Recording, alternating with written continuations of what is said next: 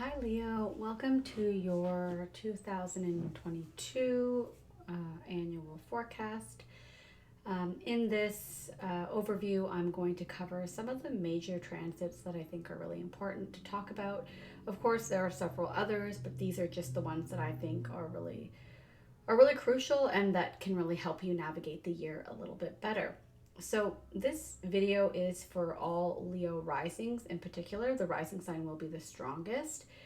Leo sun signs may also resonate, and some people resonate with their moon sign. So if you are a Leo moon, this may resonate with you. I also, advise people who have several planets in Leo in their chart or in their fifth house to also listen to it, because you may also resonate with some of the themes I'm going to discuss.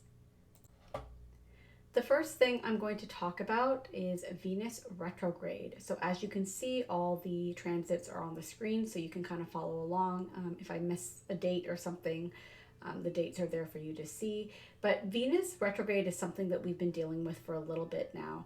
Venus went retrograde, I believe, December 19th of 2021, and will remain retrograde until January 29th of this year, and then will stay there direct until March 6th. So for each of us, there's an area of life that Venus really wants us to focus on. And for you, Leo, this is in your sixth house of health and daily routines.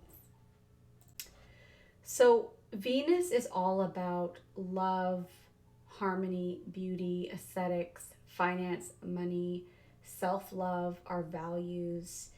And when Venus is in the sixth house, the focus is on all the sixth house matters. So this is our work, our daily habits and routines, like just the mundane things that we do every day to function, like waking up, brushing our teeth, walking the dog, paying our bills, like literally all the boring things, how we organize our day. It also is a health house. So this is like our physical well-being, our diet, our exercise.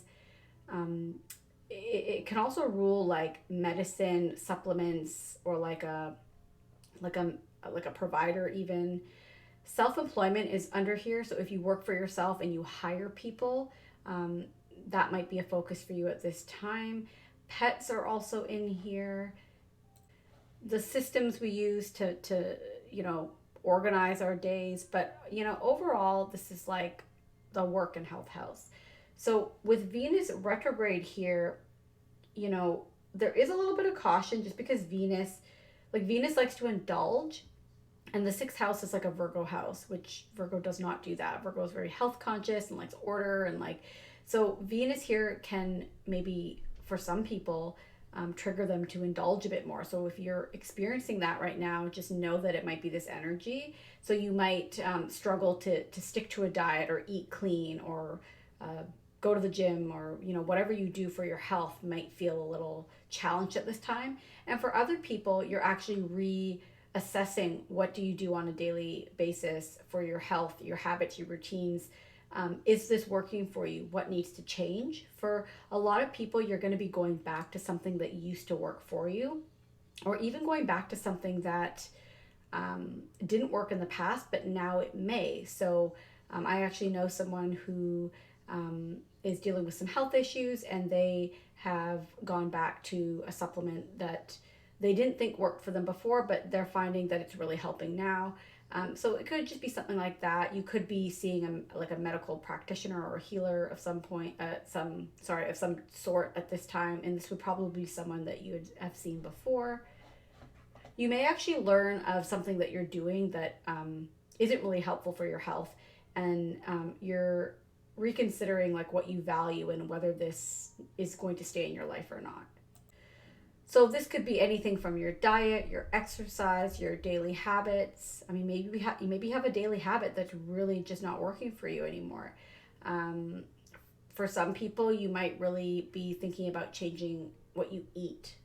So if you do want to implement something new in order to help your health, I think it would be okay to do so at this time. Of course, if you haven't been minding your health, issues could flare up right now. So it's a great time for a detox or a cleanse. You also might be reviewing what you value in terms of your work-life balance, and whether like this balance, or if there even is a balance, whether you have the time to focus on your health matters. And what do you value? Do you value health? Do you value going to the gym every day? What needs to change? Maybe you're not sleeping enough. Are your daily habits and routines working for you or against you? These are some things that might be coming up. I haven't seen this a lot, but I mean, it is the house of pets. So for some people, old issues with your pet may now resurface. So whether that's like your pet's health issue, or um, just, I don't know what else it could be. Anything of surrounding a pet may come up right now. If you don't love what you do for work on a daily basis, this will probably be pretty clear right now, and you may set out to change this. Again, Venus is value. What do I value? And so you might be thinking about maybe self-employment. That might be a topic, especially if you're not happy with what you do on a day-to-day basis to bring in income. Another really cool thing about the Venus retrograde here is that an old contract or opportunity from the past may be available to you now with work matters. I mean, typically on retrogrades, we don't want to sign new contracts. I mean, low stakes are okay. And we have to live our life, right? We can't just always live around astrology. But it's really good if something that you wanted before that you couldn't get, or that wasn't available, if that is reoffered to you, or an old boss or something, an old contract comes back on the table, it would be a really good time to pursue it. Also, any money that you were owed through work may also come through now. Of course, there's lots of other ways that this could play out for you guys, but this is just kind of a little summary of what I've been seeing with a lot of people. But overall, just your health and work, I would say, just your daily habits, your health, these things need to be reassessed, reevaluated, and maybe re-strategized a little. As of March 6th, you should have more clarity in all these areas. So if you are confused in any of these areas, or you don't know what to do with work, or your health has been causing you some problems, know that by March 6th, you should have some more clarity about, what to do, what direction to take, or what's been going on with your health. You might even get some clarity around that. The next transit that I want to talk about is a really fun one. This is Jupiter in Pisces. I have made some separate videos on this, but I'll briefly cover it again. So Jupiter is in Pisces now and will stay in Pisces through May 10th of this year. From May 10th to October 28th, Jupiter is dipping out of Pisces and will go hang out in Aries, and then is going to come back into Pisces for the remainder of the year from October 28th to the 20th of December, sorry. So what does this look like for you? So right now, Jupiter in Pisces is in your, 8th house. So I think anywhere Jupiter goes is good, but I really like it in the 8th house, just because the 8th house has some negative connotations, and some people are a little scared of the 8th house. So I like Jupiter here because Jupiter is just that jovial, optimistic, benefic planet. So this is all about expansion, growth, and luck with other people's money and resources. So other people's resources could be their money. It could be services, right? Like you need a web designer and you meet a friend who does web design and wants to help you out. Like it could be something like that. It doesn't always have to be literal money. But if it is money, it's money that you don't earn from your day-to-day paycheck. So this can increase right now with Jupiter here. So your partner's money might increase. They might get a bonus. You could get an inheritance, or your partner could get an inheritance. This is royalties, passive income, tax returns. All these things might do quite well while Jupiter is in Pisces. You might expand in areas of the occult, because the 8th house does rule tarot, astrology, anything hidden, deep psychology. So if you are an astrologer or you're thinking about it, this might be a good time to explore it. You would be just be very drawn to it at this time. For some, you might just start to get into it all of a sudden, right? Psychic abilities are also here. So for some, they might get an increase in their psychic abilities, or understand how to use them better. Another thing, because Jupiter rules mentors and is the teacher, You could meet a mentor in one of these areas that can really help you, like like a teacher or a guru. If you are single, you may have more sexual opportunities, like basically to merge with another deeply. For couples, this can enhance your sexual bond and deepen the intimacy. If badly aspected, um, it can bring up issues like this. Like if there were issues, for example, it's not just going to magically make them better. It might expand the problem so that you are aware of it, but then Jupiter offers solutions, so it would be a really wonderful time to heal that in a relationship. It's a really great time to explore your desires, both sexual and emotional, within partners. If you need a loan, banks will love you. If you need an investor, like this is a great time to go seek out that, because you would most likely get what you need. Just a little caution not to take on too much debt. Just because it might be easier for you to obtain these things doesn't mean you need to get them. But basically, yeah, these things will be easier. And yeah, the reason I caution not to take on too much debt is just because Saturn is going to move into your eighth house in about a year. And I always warn people, before Saturn gets into your eighth house, deal with some of your stuff, right? Deal with your debt, deal with your psychological stuff, deal with intimacy, like, because Saturn will just bring that out. And so I always encourage people to kind of clean it up before Saturn gets there. If you have any traumas, this is a wonderful time to seek out a therapist and heal them. If you work in any healing area, like, psychology, you would do well. Then Jupiter is going to dip into your ninth house for a little bit from May 10th through October, whatever the date is. I think I said 28th. And Jupiter's really happy in the ninth house, because this is, a home, like he's home here. So this may expand your knowledge. You might just have this thirst to learn and go back to school, or think of, enhancing your education via university or PhD, any type of higher learning. You might have more opportunities for foreign travel, or some way to, expand your foreign connections, or reach a wider audience even. Your overall outlook on life will be positive and expansive, and you may meet a spiritual mentor or teacher, or even become one for others during this time.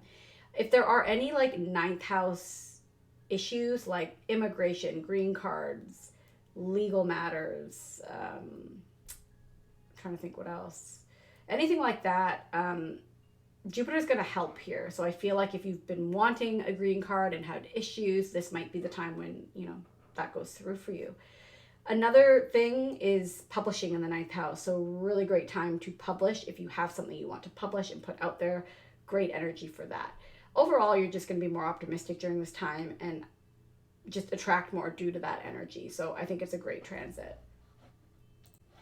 The next transit we're going to talk about is Saturn in the seventh house. So Saturn is the opposite of Jupiter. Saturn is the restrictor. Jupiter expands, Saturn restricts. Saturn wants us to put in hard work and discipline, and can cause some challenges and blocks if we're not doing what we need to do, or if the foundation is weak. So Saturn here is in your seventh house. So the seventh house is a relationship house. Marriage is under here, any one-to-one relationship that you have. So that could be clients, that could be a business partner. A lot of people just associate it with a romantic relationship, but it's much more than that. Basically, Saturn is asking you to grow up when it comes to your relationships. You might be more serious when it comes to love and attracting love. Singles at this time can meet someone older, more mature, and more like Saturnian. And with Saturn here, that's actually really nice. Like, it's a really good placement for long term, just because Saturn is solid, right? So it doesn't mean that it can't work. It definitely can. And it depends how it's aspected in your chart. So if it's positively aspected, you could meet someone. I actually know of a lot of people who get married when Saturn's in their seventh house, and this is usually a long-term marriage. Now, I don't know if it's for the rest of your life, but long-term, anyway. If it's badly aspected, there could be issues with, you might just have trouble attracting someone new if you're single, or you just like feel like your love life is blocked somehow, or you're busy in other areas and you just don't have the time to focus on love. But Saturn is going to ask you to reevaluate and create the proper foundation for a solid relationship. Like, are you blocking love from coming in? Do you need to change some things about yourself? For couples, I mean, if you're a couple and things are good, this should be all right. I've seen it manifest a few different ways. It could just be more responsibility, and so that just kind of pressures the relationship, like whether a parent needs help, or whether you're working longer, or whether your partner is separated from you for some reason, like a deployment or business or something like that. Couples who make it through this are said to, go the long haul, or at least have what it takes to really go the long haul. And just because it's hard doesn't mean it needs to be over. So Saturn sometimes can show us where this path has ended, right? You've come as far as you can come with this person, this business relationship, whatever it may be, and now it's time to move on. You might not know that until closer to when Saturn leaves in March of 2023, but just put in the work in your relationships. That's ultimately it, because whether the relationship lasts or doesn't last, you're learning long-term lessons that are going to serve you well. And if you learn them, you don't ever have to learn them again. If your relationship is not built on a solid foundation, then yes, the cracks will be apparent, but it, again, doesn't mean it's all lost. It could mean that you need to go to therapy and work on it, and actually you can come out stronger than ever with Saturn here. Like, you could just really do some deep work, make some changes, and you and your partner come out better than ever. So couples counseling is great for this. I'm trying to see what else I have here. Saturn also rules depression. So, I mean, whether you're in a relationship or not, you might wonder if this is the right person for you, or you might just feel disconnected from your partner at this time.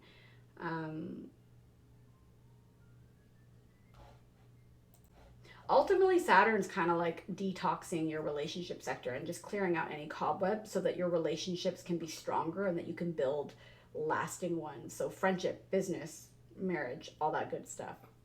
So the other thing I want to mention is Mars in Aquarius. And it's a very short transit, but the reason I want to mention it is because it's in the same house as Saturn. So Saturn's a malefic planet, meaning not as fun always.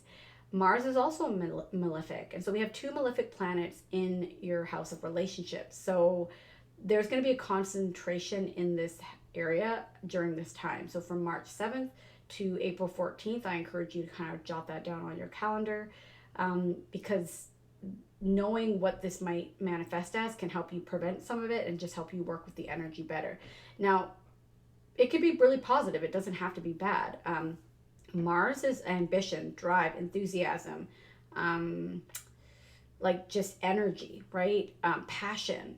So this can be very helpful in relationships, right? Like if there are issues, this can really make you really driven to correct them. It can also like spice up your love life, right? Because Mars is very passionate. And so this can be a time where you reconnect with your partner in a very passionate way that helps the relationship. But Mars is also very problematic sometimes because he rules fights, conflicts, war. It's very, Mars inflames things, right? So just to be careful not to be like overly aggressive in your relationships, whether you're pursuing one or whether you're in one, because it can lead to more conflicts and fights. Mars also rules cutting. So like literally someone cutting you out or you cutting them out, like, and with Saturn there, you would face those consequences, right? So just be careful there if you don't want to lose a relationship or cause harm, like just do something that you can't really take back and that causes a rift in the relationship. Couples may fight more or just have more power struggles, especially if that's something that's already an issue in the relationship, that this is very ego. Overall, relationships might just feel more challenged during this time, but just know it's a very short transit. It will pass. I encourage people to like challenge that Mars energy into physical activity, especially with your partner. Like go exercise with your partner. Go, I think of sex, right? Go have sex with your partner. Hike, get outdoors, try something new. utilize that energy elsewhere so that it doesn't come out in negative ways. Also know that you're going to have very little patience at this time. So knowing that, just have some extra compassion for your partner, and again, channel that energy into physical outlets. So the other thing I want to talk about is Uranus going direct in January 18th. So Uranus is going direct in your 10th house of career and status. So this is all about public image, your reputation. It's also the house of like fame.